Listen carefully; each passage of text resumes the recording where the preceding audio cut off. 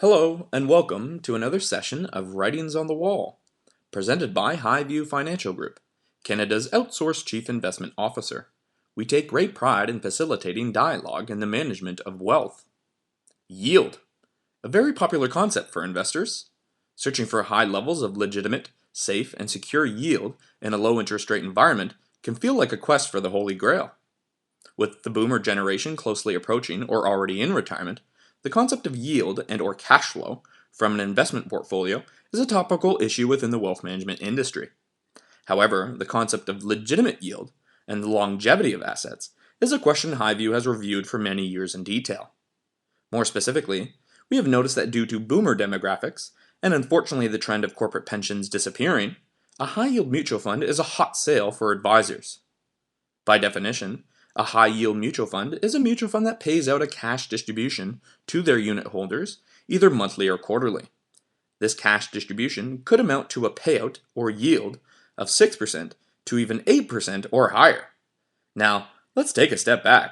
These mutual funds have to invest in the same world that everyone else invests in. Therefore, in a world where company stock yields are 4%, bond yields are 2%, and equity markets have been recently negative or flat, how are these funds yielding 8%? The short answer is, they're not. As an example, let's use a rain barrel that you have set up at the side of your home.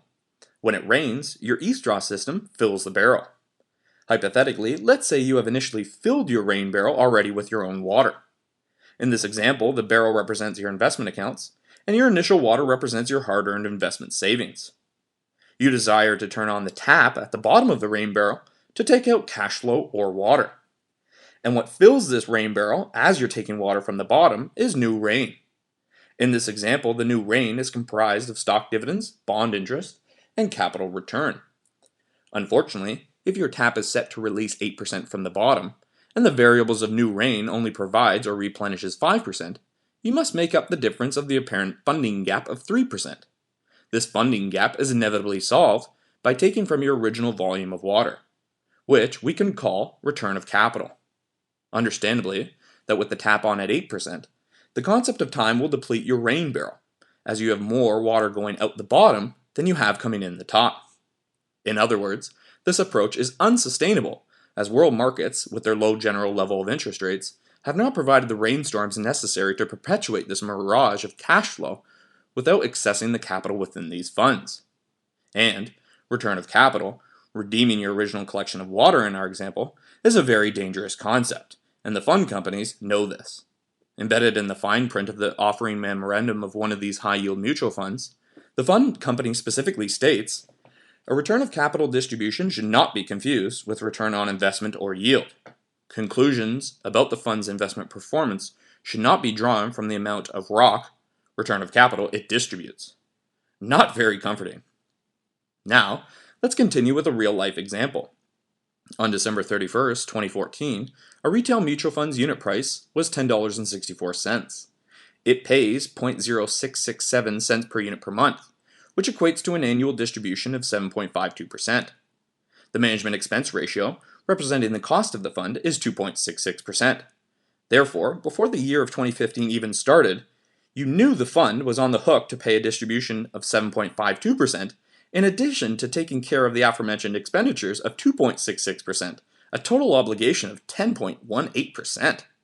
If you can remember that company stock yields are 4%, bond yields are 2%, and that market values have been recently negative or flat, you quickly come to the correct conclusion that this fund's goals and objectives are completely unsustainable. Regrettably, the same goals and objectives that make these funds an easy sale. As of the publication of this video, the same fund has managed in 2015 to pay out the 0.0667 cents per unit per month, but its unit price has understandably declined from $10.64 to $9.64, a decline of 9.4%. This only perpetuates our problem, because now, hypothetically on December 31st, 2015, 1 year later, the fund will need to continue its obligations of the 0.0667 cents per unit per month payout and its 2.66% management expense ratio. But now, with a unit price of $9.64, equating to a much lower value of assets to work with, which is completely in line with our rain barrel example. only time will deplete the rain or water from this barrel. Or alternatively, the tap, representing the cash flow distribution, will have to be turned off. This is precisely why neither of the above companies manage money for HighView clients, and why we do not use products with payout policies designed for asset gathering by appealing to investor psychology rather than for long-term sustainability. We appreciate you tuning in to another session of Writings on the Wall, presented by HighView Financial Group. If you have any questions or require additional information, please call our headquarters or email info@highviewfin.com. Thank you.